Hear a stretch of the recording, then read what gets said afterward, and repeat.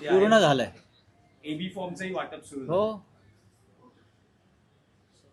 शिवसेना आणि मनसे, माननीय उद्धव ठाकरे आणि माननीय राज ठाकरे यांच्यामध्ये जागा वाटपाचा प्रश्न नव्हताच ना, नाहीच आहे.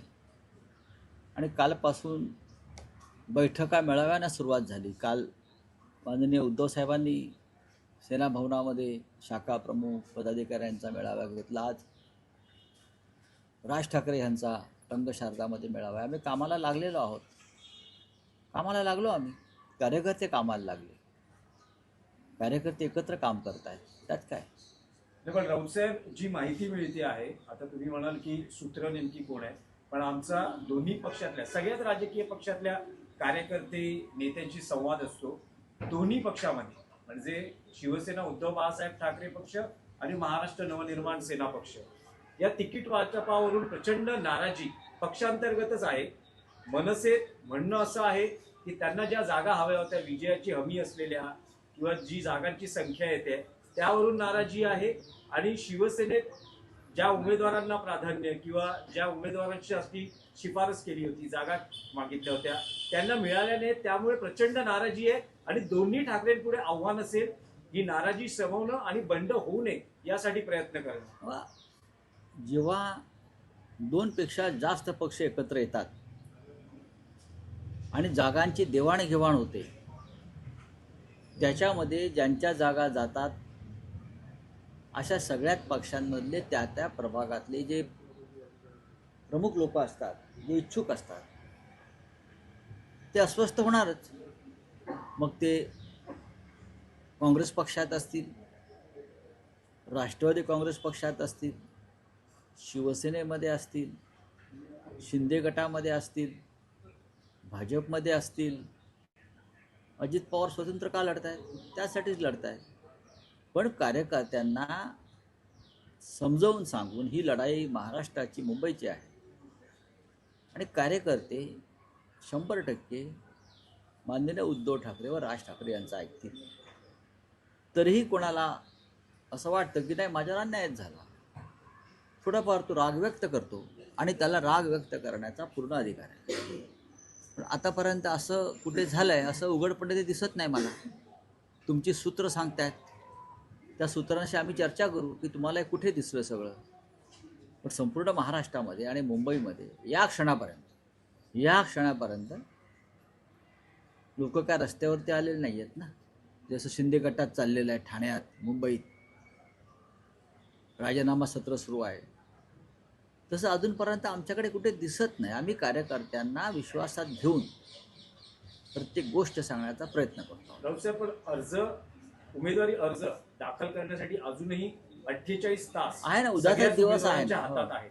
तर अशा वेळेस जे नाराज आहेत, बंड होऊ शकतं असं म्हटलं जात आहे, अशांची बंडाची नाराजी कशी दूर करणार? हे काय 1857चं बंड आहे का? नाही, बंड कशाला म्हणतात? हे 1857चं बंड आहे का? देशासाठी, क्रांतीसाठी नाही ना. हा प्रत्येकाचा व्यक्तिगत निर्णय असतो. ज्या पक्षानं आपल्याला 40 वर्ष बरंच काही दिलं आहे, एखाद्या वेळेस तो पक्ष एखाद्या क्षणी नाही देऊ शकत. अशा वेळेला कुणाला मी बंड करतो असं वाटत असेल त्याला बंड म्हणत नाही. आता शिंदे गट पण म्हणतो ना, आम्ही बंड केलं. कसलं बंड केलं? घंटा कसलं बंड केलं? जाऊन बुटच चाटतायत ना भाजपवाल्यांचे. कसलं बंड कसलं? बंडाची व्याख्या समजून घेतली पाहिजे. वैचारिक बंड असतं, देशासाठी बंड असतं, क्रांतीचं बंड असतं. तर एखाद कोणीतरी वेगळा निर्णय घेतो, त्याला बंड म्हणणं हे चुकीचं आहे. उमेदवारी जाहीर झालेल्या आहेत, त्यामध्ये बऱ्याच नेत्यांच्या, आमदारांच्या मुलांना देखील नाही, त्यात चुकीचं काही नाही. प्रभूंचा मुलगा अनेक वर्ष युवा सेनेचं काम करतो आहे. तरुणांना संधी द्यायची नाही का? ही घराणेशाही कुठे आहे? आमच्यासारखे लोक असं मानतात की ठीक आहे, कार्यकर्त्यांना संधी मिळायला पाहिजे. पण अनेक आमदारांची जी मुलं आहेत ती अनेक वर्ष युवा सेनेच्या माध्यमातून जर काम करत आहेत, पक्षात महाराष्ट्रात जाऊन काम करत आहेत, मुंबईत नाही, अशा तरुण कार्यकर्त्यांना संधी दिली नाही तर पक्ष पुढे जाणार कसा? ही तरुणांची संघटना जेव्हा मानतो तेव्हा आता आमच्या पिढीनं मागे राहिलं पाहिजे आणि तरुणांना संधी दिली पाहिजे. यादी जाहीर कधी करणार आणि नाही, आमच्यात यादी जाहीर करण्याची पद्धत नाही. स्टार प्रचारकांच्या बाबतीत आम्ही सगळे स्टार प्रचारक आहोत. नाही, राऊत साहेब पुण्यामध्ये अजून चित्र स्पष्ट झालेलं नाहीये. काय काय? सांगा पुण्यात चित्र अजून स्पष्ट झालेलं होईल नाहीये. ना, जास्त व्हायलाच पाहिजे ना. कारण काल रात्री मॅरेथॉन बैठक झाला, सचिन अहिर होते, तिकडे स्थानिक पदाधिकारी होते. पण पुण्यामध्ये काँग्रेससोबत तुम्ही जाणार का? पुण्यामध्ये 3 पक्ष 4 पक्ष एकत्र आहेत. थोडा वेळ लागला. आज दुपारी 1 वाजेपर्यंत चित्र स्पष्ट होईल. राऊत साहेब, महाराष्ट्राच्या राजकारणात आणखी एक नवी युती पाहायला मिळते, जे लोकसभेला होऊ शकलं नाही, जे विधानसभेला होऊ शकलं नाही, ते मुंबई महापालिकेला काँग्रेस आणि वंचित बहुजन आघाडी यांच्यामध्ये युतीचा आपल्याला फॉर्म्युला किंवा एक नवं समीकरण पाहायला मिळते. वंचितसाठी जवळपास 65 जागा काँग्रेसनं सोडलेल्या आहेत. आम्ही या युतीचं स्वागत केलेलं आहे. प्रकाश आंबेडकर आणि त्यांची वंचित बहुजन आघाडी ठीक आहे, ते आमच्याबरोबर नसतील आले, किंबहुना लोकसभेला त्यांचा काँग्रेसशीच वाद होता. आज काँग्रेस आणि वंचित बहुजन आघाडी एकत्र येऊन जर भारतीय जनता पक्षाच्या पराभवाला हातभार लावणार असतील तर नक्कीच आम्ही नतद्रष्ट नाही, अपशकुन करणार. तर या युतीचं आम्ही स्वागत करतो. तर मग अशा वेळेस एनसीपी, शिवसेना, उद्धव बाळासाहेब ठाकरे आणि मनसे बरोबर आहे असं म्हटलं जातं आहे. तर अधिकृतरित्या तुम्ही आज काही घोषित कराल का की होईल ना. एनसीपी तुमच्या बरोबर आहे? घोषित कशा करायला पाहिजे? आम्ही त्यांच्यासाठी जागा सोडलेल्या आहेत. घोषित करण्याचा आग्रह का? हा प्रश्न तुम्ही राष्ट्रवादी काँग्रेसचे अध्यक्ष शशिकांतराव शिंदे यांना विचारला पाहिजे. पण आमच्याकडून ज्या जागा त्यांना सुटायला हव्या होत्या त्यातल्या बहुसंख्य जागा आम्ही सोडण्याचा प्रयत्न केला, म्हणजे युती झालेली आहे. बरं, आणि त्यांना पाहिजे असलेल्या काही जागा मनसेच्या कोट्यात गेल्या. आम्ही त्यांना सांगितलं की त्यासाठी तुम्ही मनसे प्रमुख राज ठाकरे यांच्याशी चर्चा करा, पण आमच्याकडनं हा विषय आम्ही संपवला. आपल्याकडून देखील सावध भूमिका घेतली जाते. ज्या ठिकाणी वाद आहे, खास करून मनसे ठिकाणी, शिवडे असेल, वरळी असेल किंवा माहीम असेल, त्या ठिकाणची युनिफॉर्मचं वाटप अजून अद्याप होईल ना. काल रात्री पहाटे 3 वाजेपर्यंत एबी फॉर्मचं वाटप सुरू होतं. एखाद्या पक्षाचे प्रमुख पहाटेपर्यंत कधी जागतात का? आमचे पक्षप्रमुख पहाटे 3-3:30 वाजेपर्यंत कार्यकर्त्यांशी संवाद साधत होते त्या भागातल्या, आणि उरलेले आता दुपारी 12 वाजेपर्यंत पूर्ण होतील. आज द्यावेच लागतील. राऊत साहेब, एक मराठीत प्रश्न आहे. गौतम अदानी असं म्हणत आहेत की शरद पवार हे त्यांचे मार्गदर्शक आहेत. मग त्यात काय झालं? सुप्रिया सुळे असं म्हणतात की गौतम अदानी हे त्यांना हवा समान आहे. मोठ्या भाषा. तर काय म्हणजे यात हा प्रश्न नव्याने विचारताय का आपण? नव्याने उसमें जरी- नया क्या है? नया है वो, नया क्या है मुझे बोलिए ना. ज्यांनी शरद पवारांचं आत्मचरित्र वाचलंय, वाचून या. लोक माझे सांगाती, त्यात ब्लॅक अँड व्हाईट आहे त्याच्यामध्ये. पवारांनीच गौतम अडाणीला एक तरुण उद्योजक म्हणून घडवलं. आता असं आहे की त्या उद्योगपतीला किंवा ज्या तरुणाला एखाद्या नेत्यानं त्याची जडणघडण केली असेल तर त्याच्याशी, त्या नेत्याशी त्याचे कौटुंबिक संबंध निर्माण होतातच. तसे ते असतील तर त्याच्यामध्ये आक्षेप घेण्याचं मला कारण वाटत नाही. गौतम अडाणी यांची आमची मुंबईच्या संदर्भात नैतिक लढाई सुरूच राहील. तो संघर्ष रस्त्यावरती सुद्धा येऊ शकतो आणि आम्ही आमची लढाई थांबवणार नाही. ज्या पद्धतीनं मुंबईचा घास गिळण्याचा प्रयत्न अडाणीच्या माध्यमातून भारतीय जनता पक्ष करतोय, आम्ही त्याच्याविरुद्ध आमचा लढा कायम ठेवू.